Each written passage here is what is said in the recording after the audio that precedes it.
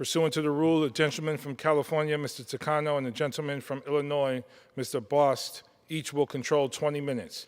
The chair recognizes the gentleman from California. Mr. Speaker, I ask unanimous consent that all members may have 5 legislative days in which to revise and extend their remarks and to insert extraneous material on S-1031. Without objection. Thank you, Mr. Speaker. I yield my such time as I may consume. The gentleman is recognized. Well, I rise in support of S-1031. To build a better, more welcoming and equitable Department of Veterans Affairs, we must take a hard look at how VA can earn back trust. Too many veterans have experienced barriers to receiving the benefits that they've earned from service to our country. And I believe that VA care and benefits must be distributed fairly to all eligible veterans, regardless of social or physical disparities. That is why we must look back to document whether veterans have been unjustly denied benefits, address the root causes of disparities, and ensure equitable treatment moving forward. Such an important evaluation will certainly require digging into vast data sets, evaluating agency processes, and laying the framework for meaningful recommendations to effectively make any needed course corrections at VA. That is why this bill mandates that the Nonpartisan Government Accountability Office perform this examination. Under Senator Raphael Warnock's legislation passed by the Senate, GAO would study racial and ethnic disparities regarding VA compensation benefits, including VA disability ratings and rejections of fully developed claims for benefits under laws administered by VA. The VA Secretary would brief Congress within a year after passage of the bill and then prepare a report that includes recommendations to address identified disparities.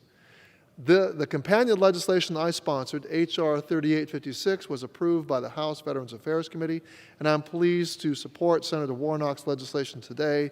I urge my colleagues to support this important legislation. Mr. Speaker, I reserve the balance of my time. The gentleman from California reserves. The gentleman from Illinois is recognized. Thank you, Mr. Speaker. I yield myself as much time as I may consume. The gentleman is recognized. Mr. Speaker, I rise today in support of S-1031, sponsored by Senator Raphael Warnock. I would also like to recognize Chairman TAKANO for leading this effort in the House.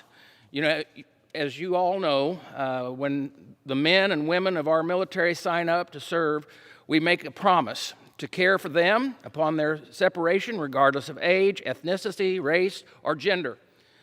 The committee has heard concerns from veterans who say that they have been treated unfairly in the VA benefit system based on their minority status. However, we have no objective data to determine whether there is a bias against the minority groups in the VA and through the claims process. So S-1031 would help address this question by requiring a GAO study to determine whether any deficiencies exist or differences exist in the way the VA administrators compensate benefits based on veterans' background. This report would provide Congress and VA with the information we need to determine what biases exist, and if so, how to address them. I support S-1031, and I hope that my colleagues will do the same. And with that, I reserve the balance of my time. The gentleman from Illinois reserves. The gentleman from California is recognized. Mr. Speaker, I have no further speakers, and I'm prepared to close. I'm ready to close. And I reserve. The gentleman reserves. The gentleman from Illinois. Thank you, Mr. Speaker. I am prepared to close. I thank you, Mr. Speaker, and I encourage all of my colleagues to support the bill. And with that, I yield back the balance of my time. Gentleman yields back. Mr. Speaker, I again ask all of my colleagues to join me in passing S-1031, and I yield back the balance of my time. The question is, will the House suspend the rules and pass Senate 1031? Those in favor say aye. Those opposed say no. In the opinion of the chair, 2/3 being in the affirmative, the rules are suspended. The bill is passed, and without objection, the motion to reconsider is laid on the table.